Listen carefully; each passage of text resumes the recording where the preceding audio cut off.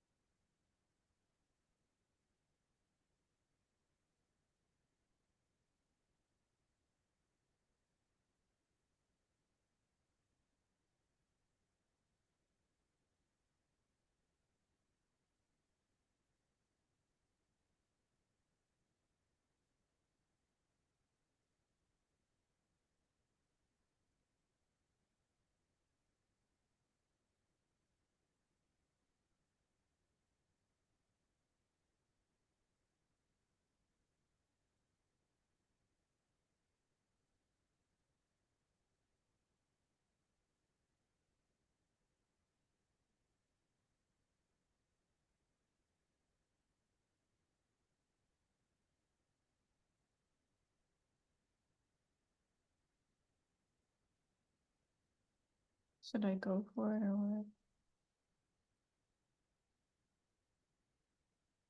So, Bill,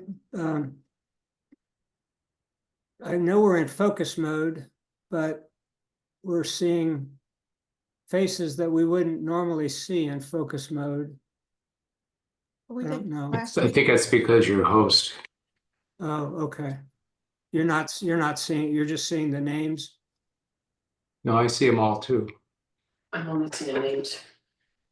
I'm sorry. I see them all too. You mean the pictures, the You're the screens? host. I sent you the host. You do, and you gave me co-host, right? Right. Okay. So, but I see the screens as well. Okay. Well, that's probably because you're the co-host. But the other people do not. They only see the host and the co-host and the spotlight. Okay. All right. Go for it. Welcome, everyone. This is a very important evening for us to learn all about what's happening in Tallahassee from Bob Schaeffer, board member, and has done a lot of research for us. Our son in Colorado has 6 rescue donkeys. This has a purpose, so just bear with me. And what I learned about donkeys is when they sense prey, or danger of any kind, they will stand with their backs to each other and each one face a different direction. And our son sent a picture of them out during a snowstorm, a blizzard. The 2 oldest ones were in the barn, but the other 4 were out there. Obviously, there was prey in the area, something they were afraid of. And that picture made me think of us. We are looking to Washington, D.C., sensing danger and wondering, is there something that's going to harm us? We're looking locally at our school board meetings or council meetings. We're looking across the Atlantic now, what harm is going on over there? And now tonight we're looking to Tallahassee. So Bob Schaeffer is sort of going to be our protection donkey, looking to Tallahassee for us and giving us warnings about what we need to be concerned. And I hope that after you hear him tonight, you will reach out to your representatives and your senators up in Tallahassee and let them know what you think about some of these bills, either for them or against them. And you can do that by emailing, by calling, or postcarding. We're having a postcarding on March the 8th here in Fort Myers from 2 to 4. If you want to join us, no matter where you are in the state, we learned yesterday there is going to be a way that you can do that, and Bob will be there. So if you're in Orlando and have a question and you're at your own postcarding event in Orlando on March the 8th from 2 to 4, let us know, and Jim can send you a link and we can see each other while we're postcarding together. and if you want any of our postcards, I don't know if you can, that's what they look like. And just let me know by tomorrow if you want some, and I'll put some in the mail to you. Thank you so much, Bob, for protecting us and looking to Tallahassee for us. And I have the opportunity to introduce Bob to you, but let me just share a little bit about how we're going to work this evening. Your chat, your Q&A, you want to submit your questions through the chat to Bill Petrarca. And so he should be listed right there in your chat. Send your note to him. He has the host slot. He will be relaying those questions then to Bob after Bob's presentation. And we discovered last week that we had a little problem at the end. We think we figured out how to fix it at the very end for closing comments. But tonight is a special night, and just as Karen gave the analogy of the donkeys protecting and looking out for each other and watching for the prey, today is another day where democracy died a little bit more in darkness. When Jeff Bezos and the Washington Post basically told its editorial editor, you're either with us or you're against us. You might as well resign now. He did. The editorial editor did. Jeff Bezos didn't, maybe unfortunately, but the newspaper that many of us looked at because it said democracy dies in darkness died a little bit more again today. Our whole focus through Floridians for Democracy is to try to keep shedding some light where the darkness keeps folding in. And it is really easy to get extremely depressed with the speed of change and the speed of the opposition that is stealing freedoms from us every day under the guise of freedom, under the guise of democracy, and under the guise of liberty. Tonight, we have an opportunity to learn a little bit more about one of the states that we saw early on was the canary in the democracy coal mine, the state of Florida. So many bills have been passed and so many more now are coming. You'd think like they got to run out of stuff, but there's more. And tonight we'll learn a little bit about kind of catching us up on what's happened the last couple of years, but an opportunity to understand what the upcoming legislative session may look like on proposed bills that will be in the session that will start the early part of March next week. So with that, Bob Schaeffer's background and information was provided to you. He's devoted his life to political consulting, to advising, to really working with many progressive organizations, but helping people figure out how to navigate the complex world of politics and policy making.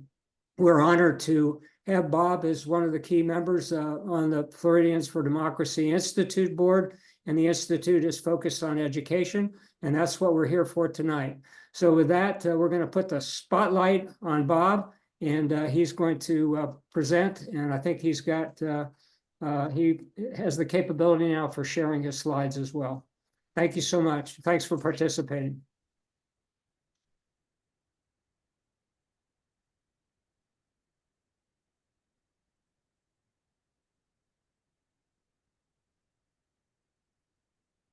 Well, good evening. Hello. Why do we not go into slideshow? Interesting. Well, we have to go this. I won't go into slideshow, which it did before. In any case, presume you all can see what my screen is allowing me to show. We're going to talk today a bit about the most recent threats to democratic rights across Florida, and want to thank you all for joining us this evening and preparing to take action to preserve your rights, my rights, and those of our friends and allies. We did a similar program last year and with a much smaller audience, and it had a great impact. Many people joined us subsequently for a postcarding event and brought pressure to bear on our elected representatives in a way that we believe significantly reduced the negative impacts of what went on in Tallahassee. It was a lousy session, which could have been much, much worse if we had not acted. And that's what we hope to do again today, is to prepare you to take action to make change in a way that stops the worst of the worst and maybe even moves a little bit of good. So we want to talk a little bit about history first, because the past is truly prelude when it comes to politics. And looking back over the last 4 years and the special sessions that already occurred during the first weeks of this year in Tallahassee, at some of the latest hits that were passed by the legislature and signed by the governor. And just, Hey, Bob, yes. we're only seeing a list of files. Is that what you wanted us to see? No, it's, well, I could, no, sorry. We're seeing a list Let me of try it files. again. I don't know why it did not show. Maybe you It's need on to my open. screen. Let me try again. Maybe it needs to open. And come back here. Try one more time. Share PowerPoint. This may be a problem with the mode that you're in, because I've done this many times, and it's not showing for you. Huh. All right. Bill, do you have the slides? Yeah, Bill, and I gave slides too. Let me try this way. How's Hold on just that? a second. We don't see How's anything. that now? We don't see anything. I think you're not letting me share, because I've hit my share button and it's. And There we you're not, go. Now it's coming. now you're seeing my slides. Now we're seeing a Zoom window. Oh, There. here's, There we Okay, go. hang on. We'll try it again. There we go. And now hit the slideshow It button. won't do it. That's there's something about the way you have this set up. But in any case, I can you see this in this mode? yes, Yeah. Okay, let's try one more thing. There we go. There it Okay. is. Now we see it. Now Yeah, we good. see it. Okay. So looking at the recent hits, what's come out of Tallahassee, passed by the legislature and signed by the governor in the last 4 years. New laws passed the Don't Say Gay bills that try to make invisible the LGBTQ community, the abortion ban after 6 weeks, which is now the law in Florida, encouraging parents to censor library books, even ones they had not read, ending background checks for gun purchases, stopping DEI practices in higher education in the state colleges and universities, punishing Disney for the company's free speech, creating more hurdles to vote by mail. The reason you have to go back every other year to get to enroll and vote by mail is because the legislature took away your right to sign up for a longer term because they don't want you voting. And most recently in the special session, helping Trump round up undocumented immigrants. Okay. Sorry. So why is this happening? It's a result of the political and ideological alignment in Tallahassee. Florida has endured 26 years of one-party trifecta rule in which the same ideological and partisan alignments have controlled the governor's office and both houses of the legislature for 26 years in a row. For now, for 2025, every state constitutional office is controlled by the one party, and the state Senate is currently 28 Republicans to 11 Democrats. The state House is 86 Republicans and 33 Democrats. Supermajorities, which allow the most radical part of the majority to have its way in many cases, unless there's strong pushback from constituents. So as a result of that alignment, the most dangerous 60 days of the year for Florida democracy begin next week. On Tuesday, March 4th, the 2025 regular session of the Florida State Legislature officially gets underway.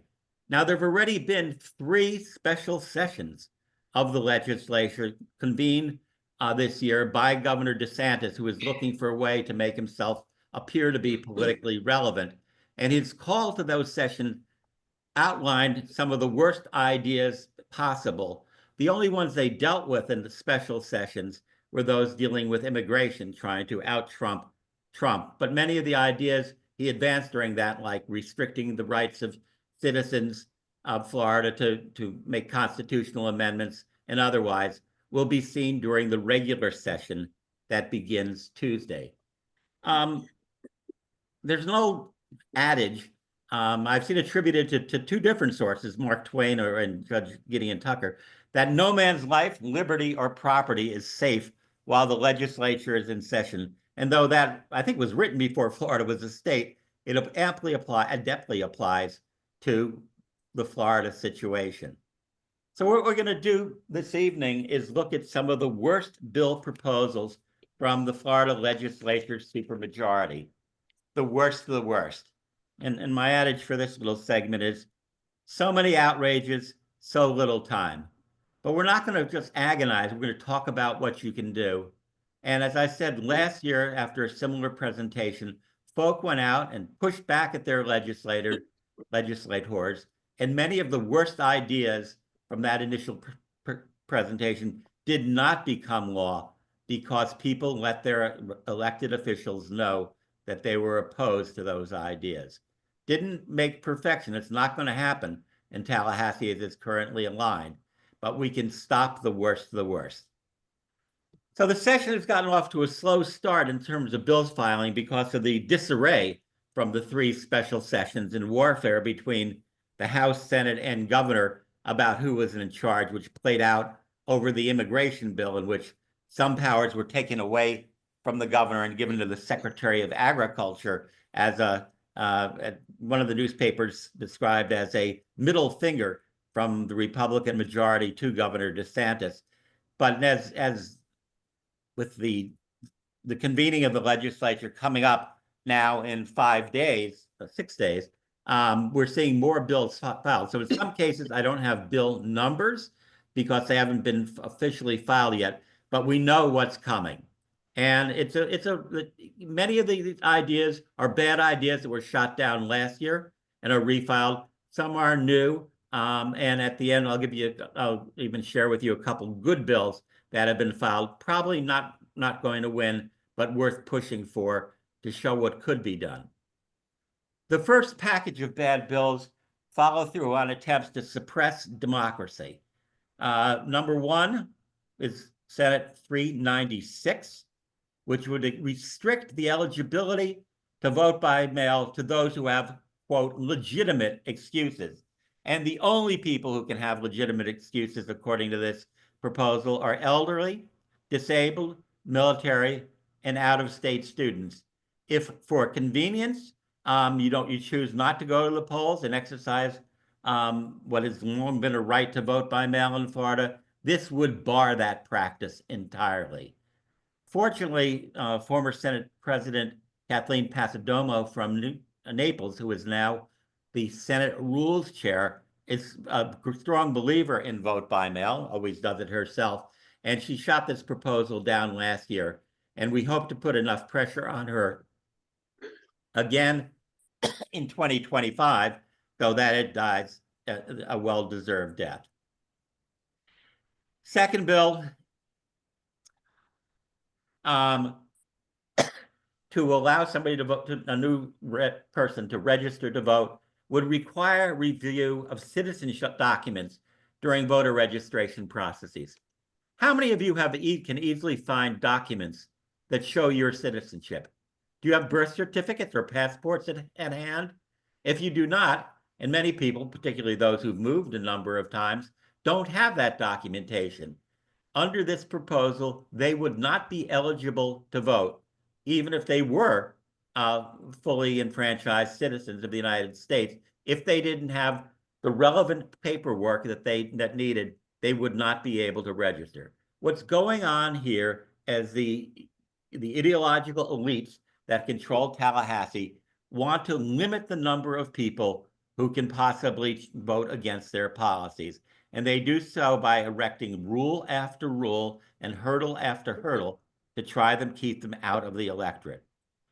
The Governor DeSantis, in his call for the special session, even went further, wanted to further hamstring voter initiatives, putting questions on the ballot, like the constitutional amendments for marijuana legalization or for reproductive rights or for the many other minimum wage and many other good things that have passed over the years by not allowing you to sign on a street corner or at your door or at a meeting, but have to go to a supervisor of elections office where you sign on a specified form, to limit the collection period, etc.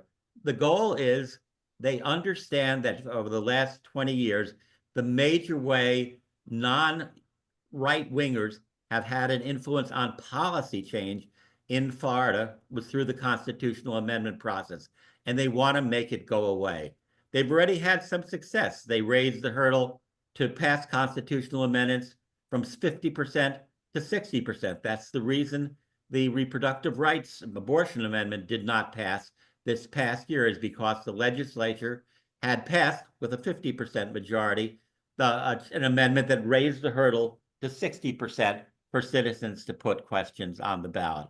And it takes roughly 1 million signatures now to get a question on the ballot. They want to make it even more difficult, and we're waiting to see what specific proposals are moved to do that dirty deeds.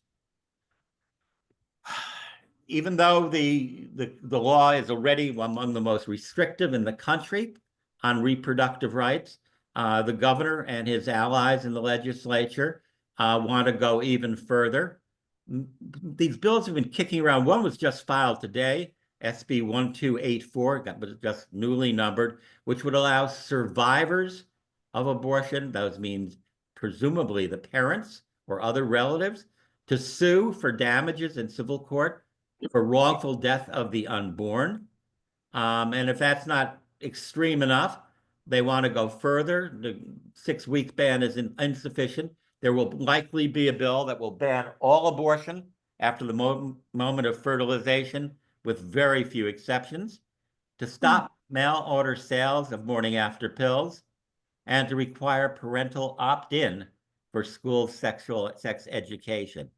Though 57% of Floridians who voted supported removing all these laws on the ballot, the fact that a majority of Floridians is opposed to such restrictions doesn't matter to the ideologues who can currently control Tallahassee. We need to persuade them that legislators who vote for this garbage will have to pay a price in terms of their constituents down the road. Another bad package of ideas.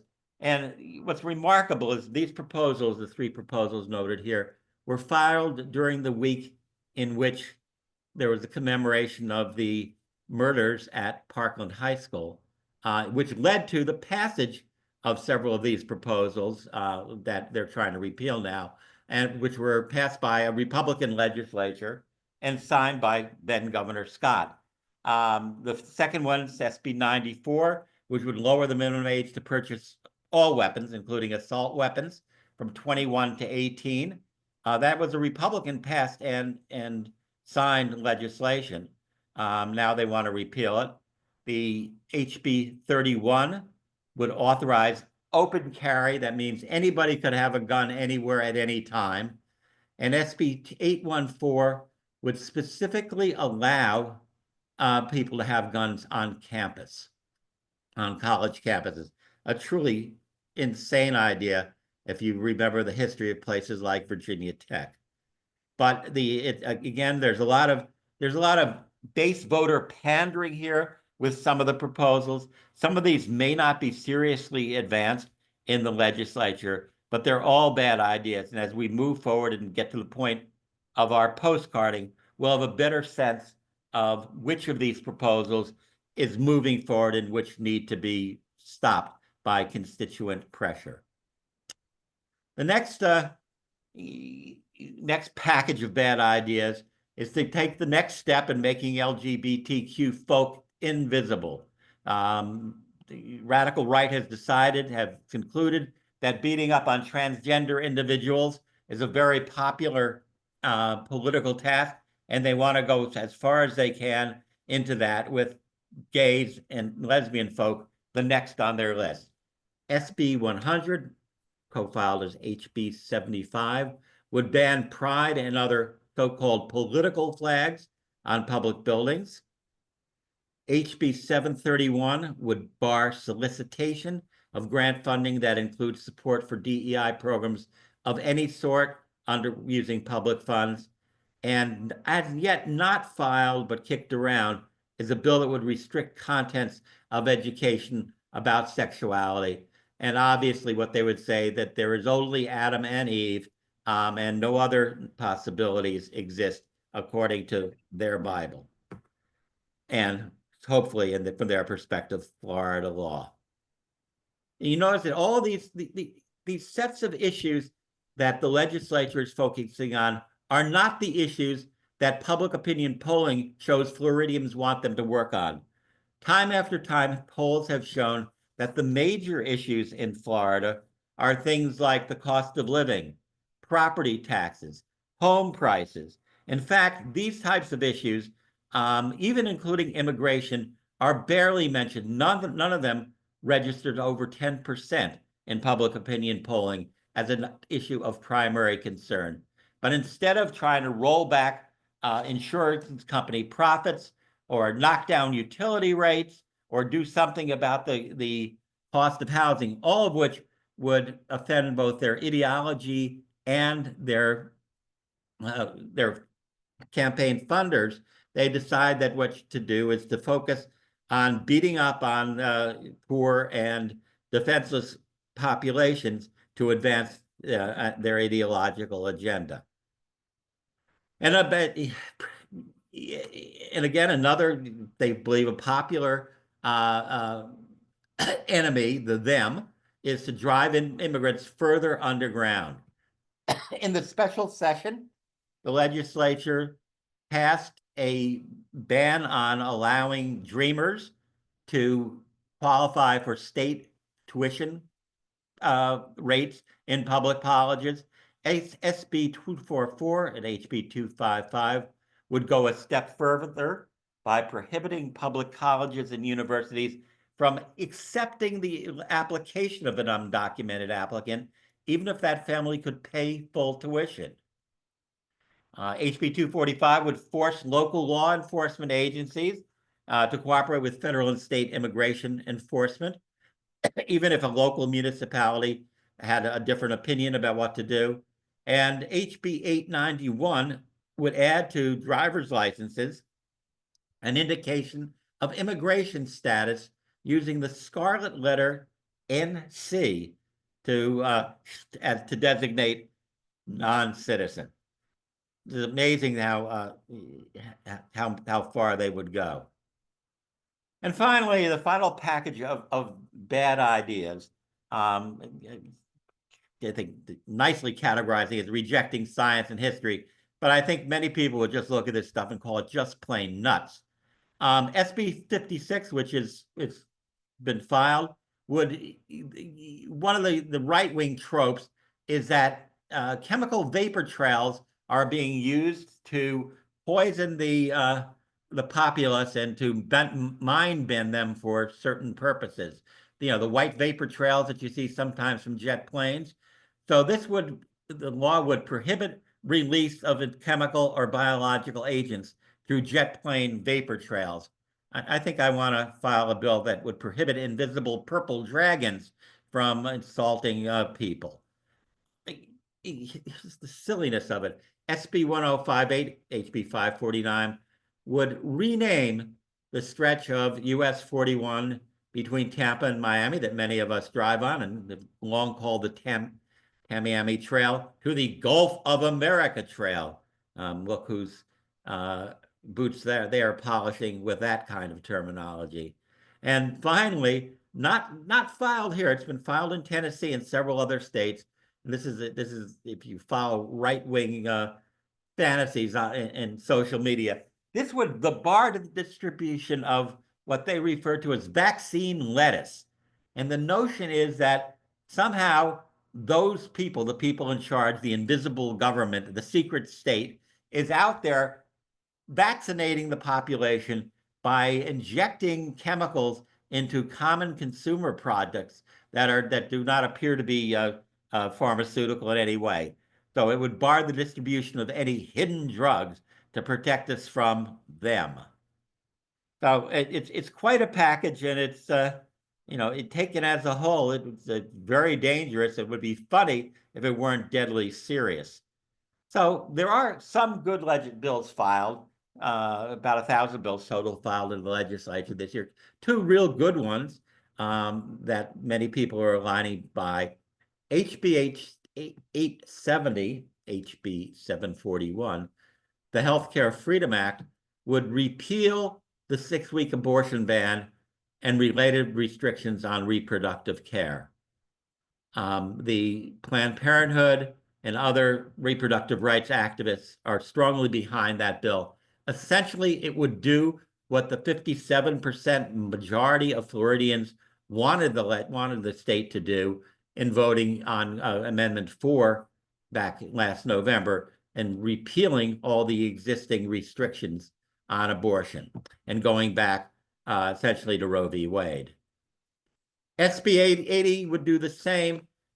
Is aimed at a different initiative, one initiative that failed from the DeSantis administration earlier on last year, which was to commercialize state parks by allowing Jack Nicklaus designed golf courses and commercial businesses to take over those public properties and profit from them.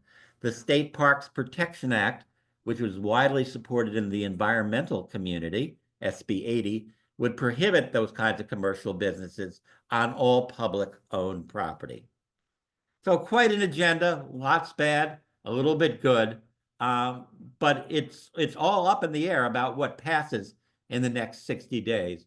There is some division among the majority in Tallahassee between there used to be a division between conservatives and moderates in the majority, and now there's a division between the DeSantis folks and the Trumpsters, and that can be sometimes exploited to stop the worst of the worst.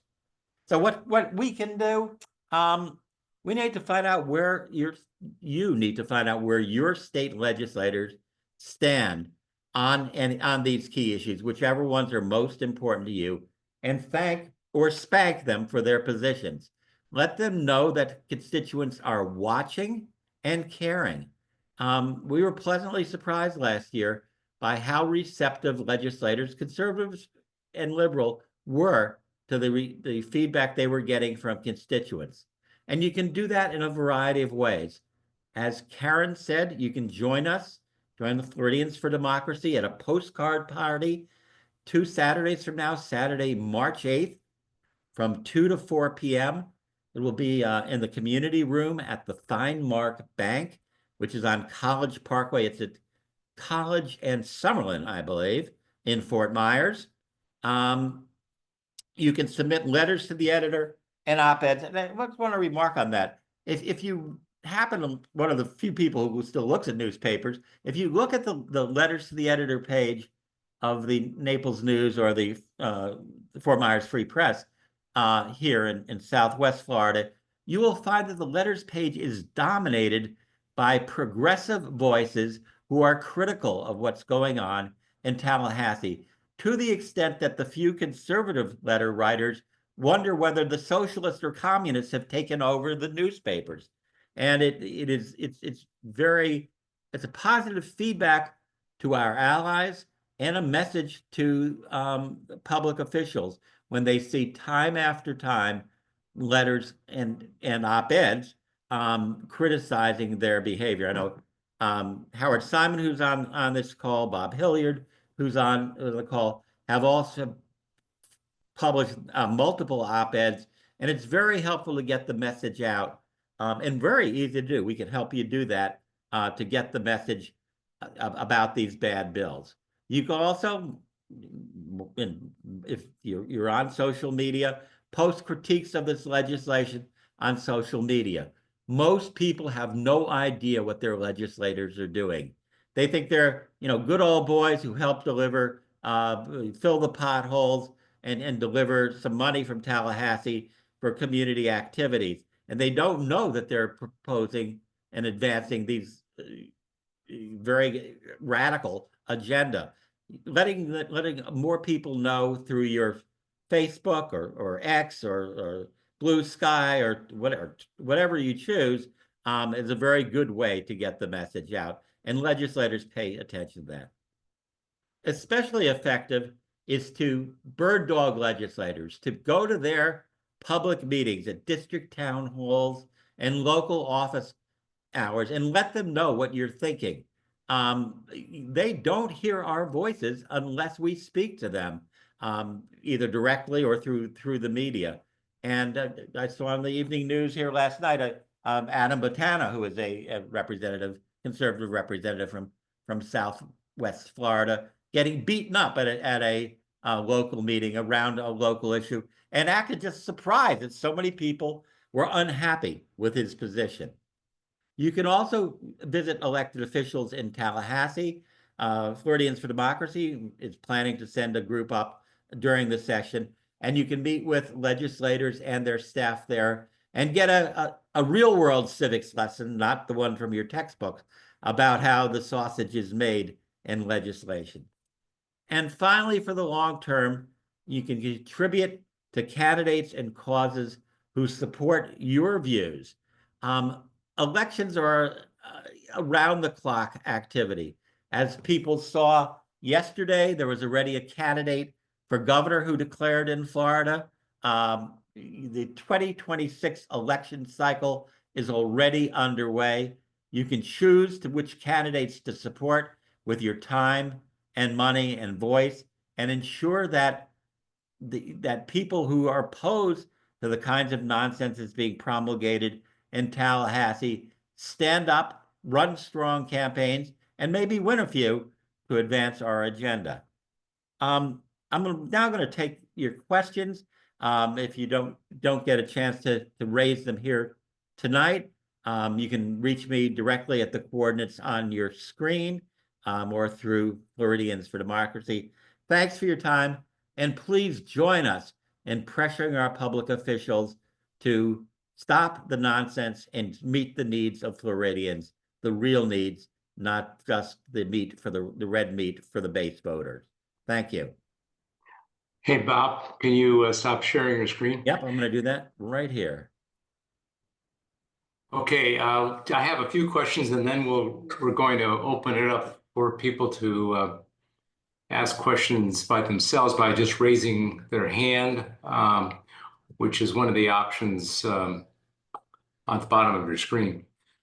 So can you comment at all on what's happening in Gadsden County, where they are setting up roadblocks and arresting Latino citizens who can't present their papers?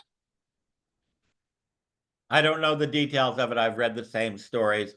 There's a lot of rumors that have not yet been confirmed, but the state, the governor, the state police, the Agriculture Commission are all in and trying to out-Trump Trump on beating up on immigrants. Recall that, DeSantis apparently illegally enticed people to take airplanes from Texas to Massachusetts. People would be rounded up to get immigrants, undocumented people, out of the state and to showboat for his national ambition. So it could well be happening, and it is. If it is, it's being done with the full strength of the state government behind it. And you mentioned briefly about them trying to change the qualification percentage for constitutional amendments to 67. They've already changed that from 50 to 60. There has been talk of raising it to 67%. That failed in the 2024 legislative session. I have not seen indication that they're going to try that again. Okay. This year, but they could. Okay. Again, everything's at risk when the legislature's in session. Things can be pasted on as amendments to the budget or other legislation that no one's heard about previously. And also, this is, I guess, a statement from somebody that Howard Sapp is going to run for the House seat being vacated by Aaron Donalds. Any thoughts about that? I live in the district being vacated by Do Nothing Donald, and I think that's the only way we should ever refer to him. He has a track record of nothingness. The Do Nothing Donald's district is a very heavily red district in terms of voter registration. There will be a mass primary in the Republican side with many people running for office. It's hard to predict which politician will prevail. Donald's was nominated in a race after Francis Rooney stepped aside that had 9 candidates in it, and he won with a very small percentage of the vote. It is a very difficult race for a Democrat to win in Florida, but it's one where it's worth raising the voice to criticize what the Republican candidates are likely to advocate. And do you know whether the real ID, in quotes, qualify as a citizenship document? I don't know that. I'm not a lawyer. I'm not an immigration lawyer in particular. I don't know. I have a Florida driver's license. I do not recall having to show any evidence of citizenship when I got my Florida driver's license 25 years ago. You just had to attest that that you were a citizen and lived in the state, and that you had a residence in the state. And I believe that's still the case. Yeah. I mean, the change here was that you would have to show documents that many people, particularly low income and people who are very mobile, don't have in order to get a driver, to register to vote, or presumably to get a driver's license without an NC on it. Do you have any insights on congressional districts 1 and 6? There's upcoming elections there. Any thoughts? Well, yes. I mean, there are special elections coming up on April Fool's Day in District 1, which was Matt Gaetz. And people should remember that was one modest victory for sanity, that Matt Gaetz, who was President Trump's original choice to be Attorney General, had to step aside in disgrace and creating a gap. It's an extremely conservative district with many military bases and retired military live in it. District 1 is the westernmost district in the Panhandle, including Pensacola. It is even more conservative than Southwest Florida. The woman who is running as a Democratic nominee has done a good job of raising money and raising her voice. She's running against the chief financial officer of Florida, a very Jimmy Patronis, who was a popular restaurateur before he became an elected official and has lots of money and name recognition. Very tough haul. The District 6, which is to the east of Orlando, where the incumbent became the national security advisor, is a more competitive district, still Republican leaning. It's worth investing in. We don't want to get too much into the electoral realm, but there's the potential there for some change and for a good showing, a competitive showing. So I think what we want to do, Bob, is to let's get out of focus mode here, and we'll let people raise their hand and ask you questions directly. In a minute, they'll be able to unmute themselves and ask you questions. So I'm picking you off of the spotlight. And if you raise your hand, you'll go to the front of the line, and Bob can answer your question after you ask it. So please raise your hand if you have a question. Use the Zoom hand, because we can't see everybody's face. Yeah, so You automatically go to the front of the line if you raise your hand. There's got to be some questions. Bob did such a great job. Nancy raised her hand. okay, Nancy, just unmute yourself and ask the question. Yeah, I just put in the chat that today Jenna Persons filed a bill to change the rules on constitutional amendments and petitioning. So that bill now that we have been afraid would happen has come. I read what I could, the summary that was online. It doesn't give the details. It only talks about all the new rules, all the new types of rules about who can collect, Yep. that organization can only collect for one issue.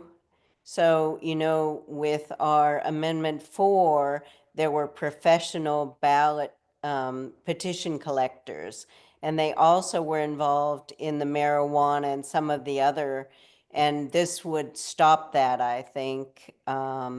There's all kinds of rules about the time frame, about the review of ballots, et cetera. So we don't have the details, but again, an effort to, as you mentioned, Bob, it's happened, it's been filed, so. Okay, did you happen to get the number, Nancy, so we can talk about it?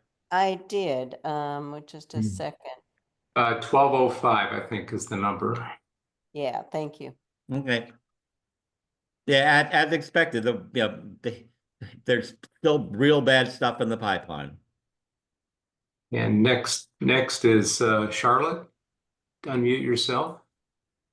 Hi, I don't necessarily have a question, but I'm wondering if politicians have been emphasized or encouraged to hold town hall meetings so that they can find out the tenor of the residents that are in their districts or in their regions.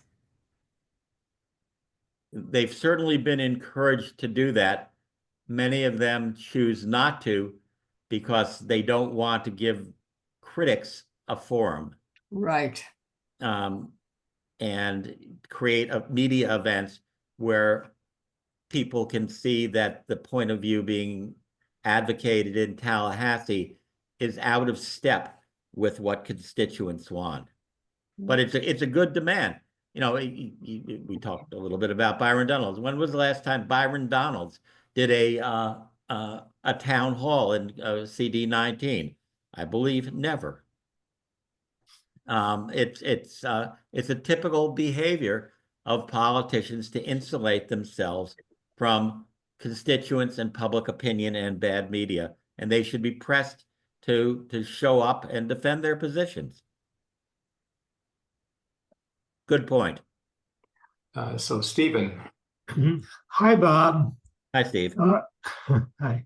I saw on Facebook a TikTok of a woman in a public hearing, a public meeting, who apparently was called upon, and she was voicing her opinion, and several security people came and took her out of the room forcefully.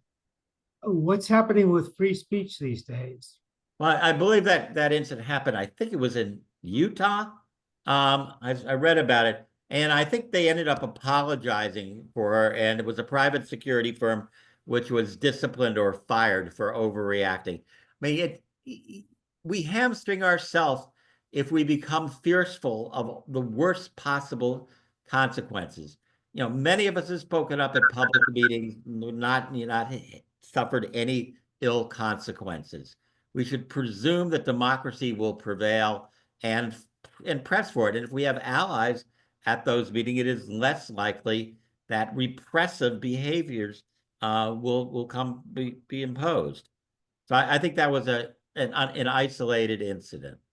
You've seen, in fact, if you watch, network TV news around the country during the recent House of Representatives recess that ended yesterday, a number of incumbent legislators found that their constituents were outraged by the behavior of President Musk and his sidekick, Donald Trump, and were shocked by how many people came out and criticized the behavior.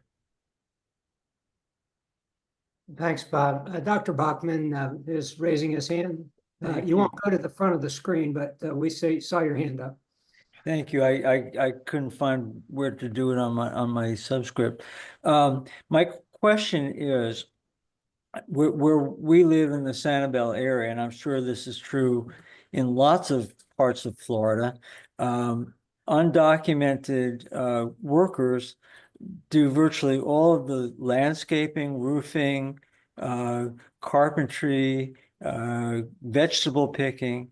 And if they deport all of these people, we're going to have a major economic crisis. We've had 50 years without a rational immigration policy. I recall that under Ronald Reagan, there was a guest worker program that seemed to work pretty well, although it was criticized at the time. Are you hearing anything from the legislators about this? Because if they do kick all these people out, they're going to have a lot of very unhappy constituents. Well, you'll notice that in the immigration crackdown that the legislature has previously supported, and in the bills that I talked about today, not a single one punishes employers who are hiring undocumented people. The big agribusiness companies and hospitality industries that are doing it. That is because the crackdown on immigrants is not a policy designed for anything else other than political gain. It is designed to show that they are tough and appeal to the right-wing base. It is, it's more huff and puff and show than reality, designed to make it look like they're doing something. You're certainly correct, Dr. Bachman, that were all undocumented people in Florida erased somehow, the economy would collapse. And I think that the people who run the legislature know that. So they want to make a show of cracking down on a few, not cracking down on where the real abuses occur. And those abuses occur because large businesses, sugar, agribusiness, can make more money because they can pay undocumented workers less.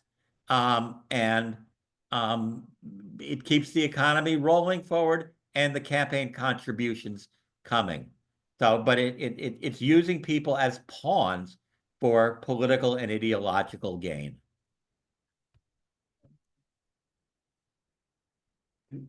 And Randy, you got a question? Yes, I do. I have a question for Bob. On the national scale, one of the things that they are speaking about is the purpose of what they're doing is cruelty, that it is actually designed to be cruel. Would you reflect on some of these bills as the possibility, the motive is cruelty? I think for some, the motive is cruelty, and macho expressionism. But I think for the most part, it's all politics, and people are acting in a way that they think advances their likelihood of obtaining and maintaining power. And they have seen in the most recent election, for example, that whooping on defenseless people appeals to an electoral majority, a narrow one, but one that's sufficient to keep them in power, and they'll do more of the same. And unless until they hear the message that no, people don't want that, and that there's a groundswell of public opinion through letters and postcards and town meetings and ultimately votes, they will not change. I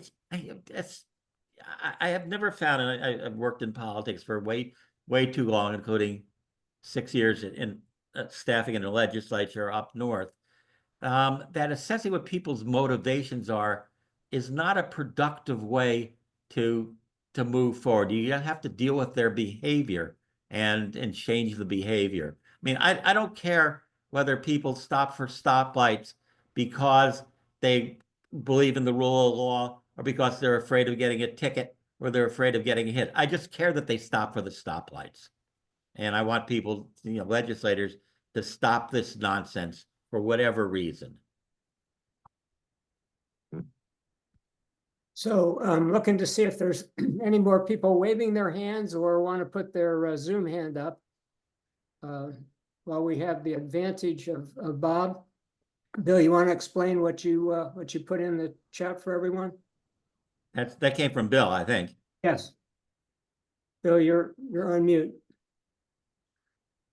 That reposted that for Rosemary Niles. Rosemary Niles, are you there, Rosemary? Unmute yourself and explain that chart. Well, maybe I'm trying. Oh yeah, Rosemary, are you there?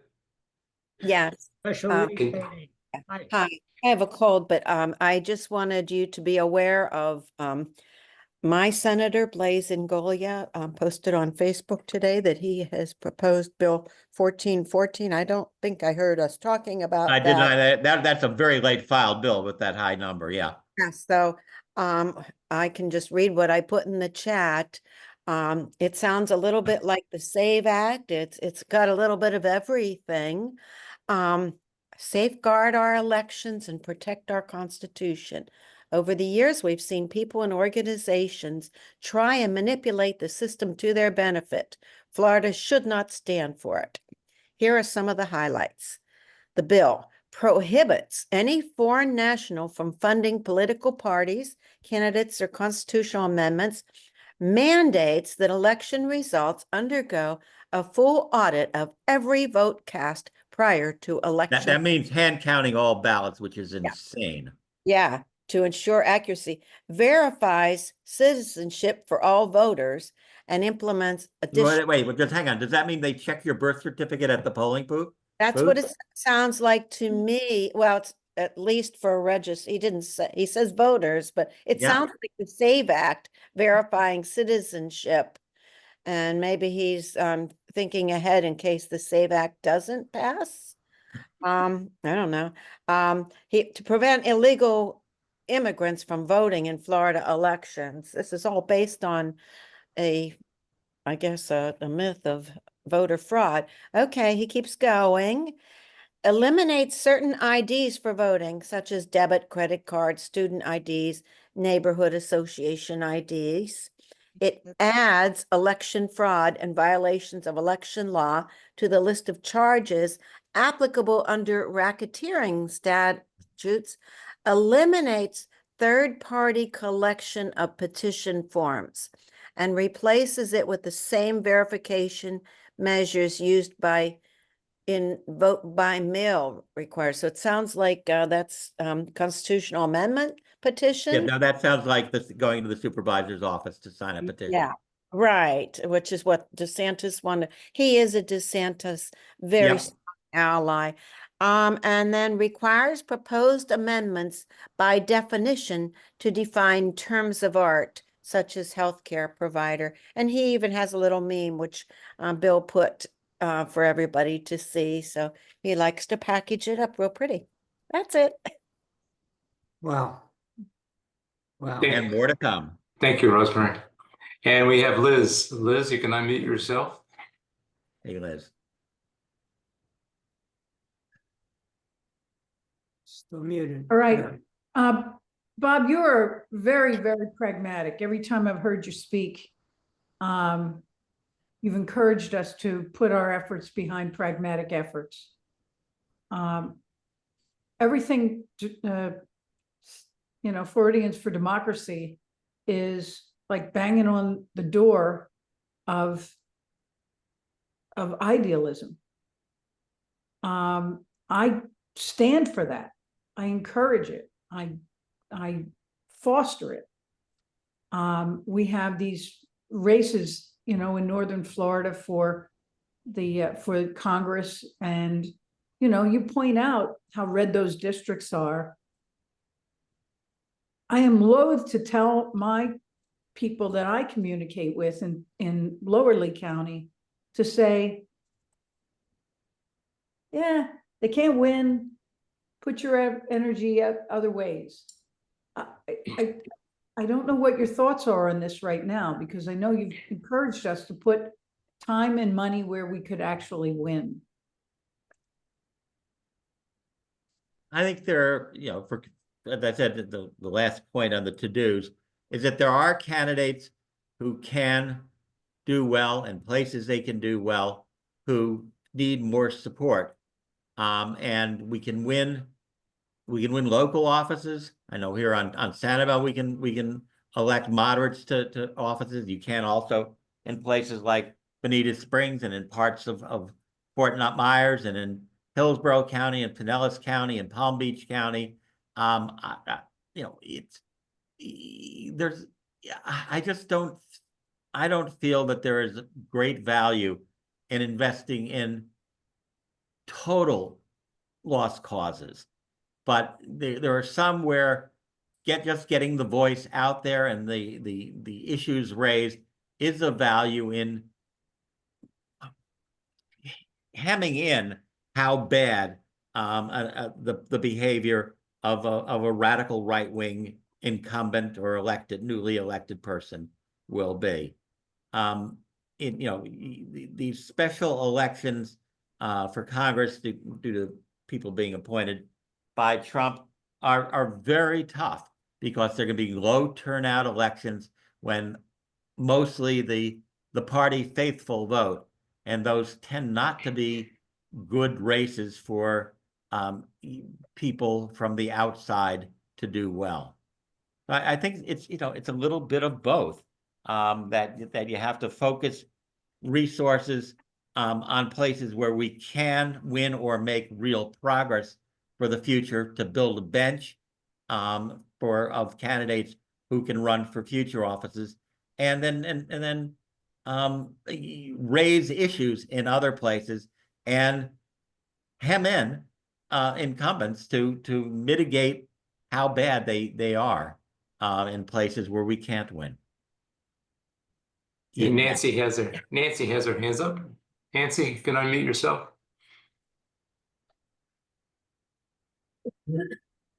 Nancy, unmute yourself, Nancy. Sorry, I thought I did. I just want to say that I felt the same way, that this was not going to be winnable. And I did hear Gay Valamont from CD1 speak at Carrie Lerner's. She was on a Zoom, and I was, I've seen her so many times on Facebook, but when I saw her sort of direct, I was so moved by her story and the loss of her husband, the loss of her child, about what she has lived through. And I just became really a big fan, number one. And Josh Wheel, again, I wasn't, a huge fan. But then I went on a Zoom the other night, and there were 1,700 people on that Zoom, and they had another 4,000 or something on Facebook. And it was a countrywide Zoom to support our candidates. And Josh Wheel has raised over $4 million. He's done a very good job. I don't know how much she's raised, but people all over the country are making phone calls. They're sending postcards.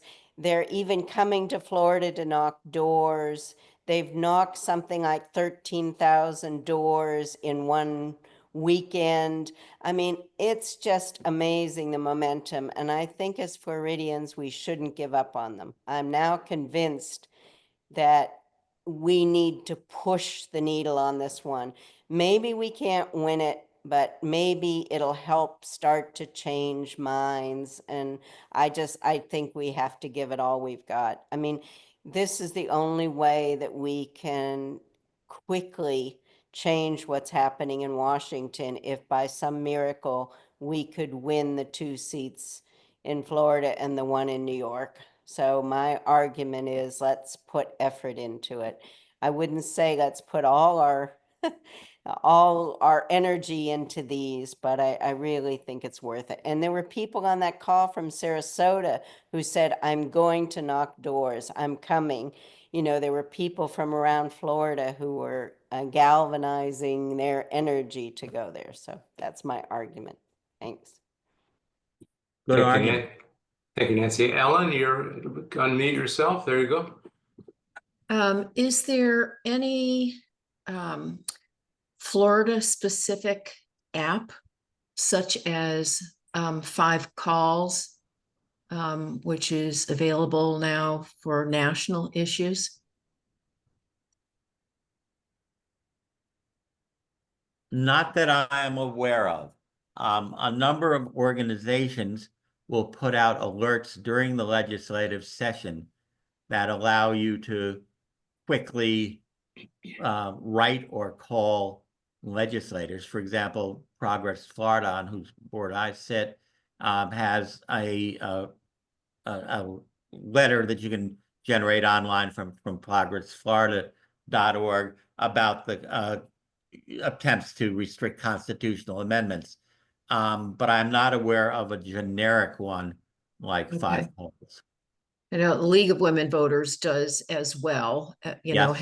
have an action emails that come out. Okay, thank you. And Planned Parenthood does, and Equality Florida does. Right. And the groups I consulted to get this list, the Florida Immigrant Coalition, there are great groups out there, but there is no coordinated, progressive consensus agenda effort that I'm aware of.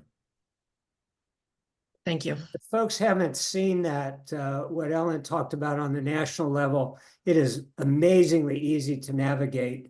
Was it 5calls.org? Is that? Yep.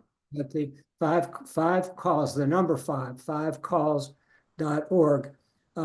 Great. And once you've registered in it, it takes you right to your delegation on a national basis, and it gives you the talking points for any of the issues you might be interested in. It's a great question, Ellen. We've had this conversation. We haven't been able to see that level. There are certainly organizations that give you the opportunity to try to, the Votes organization, and there's a couple of others that do a good job, but it's just not there yet. Any other questions for the evening? We'd like to thank Bob for his time, and we recorded the presentation this evening. It will be on the Floridians for Democracy YouTube channel. You can find it by just putting in those words, Floridians for Democracy YouTube, and it'll take you right to it. It takes us a couple of days to get that downloaded and posted, but we'll do that as quickly as we can. We want to reinforce that while Bob mentioned about the program on March the 8th in Fort Myers, postcarding, we want to encourage anybody in any community. We have people from all over the state to host in their homes, host in a community center, wherever you might be, a receptive church, whatever you can do. And have fun with it. If you happen to tie it into 2 to 4 p.m. on March the 8th, that Saturday afternoon, we'd love to know about it, and we can link together so that that we can say, well, Jacksonville just got to 100 cards or whatever, and have some fun with it. And they can ask Bob. But and Bob will be there with us, and so he can go right on the Zoom. And Nancy, the queen of postcarding, will be there. No, she can't. She knows how to do it. Oh, she can't be with us that day. She's got a conflict with one of her many other organizations.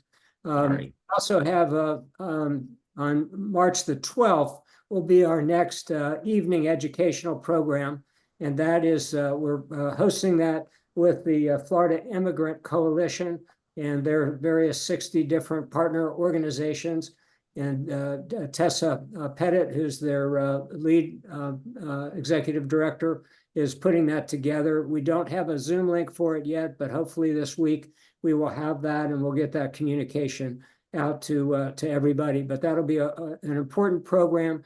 We've asked them to share deportation facts versus fiction, and we know that every day the facts as well as the fictions change.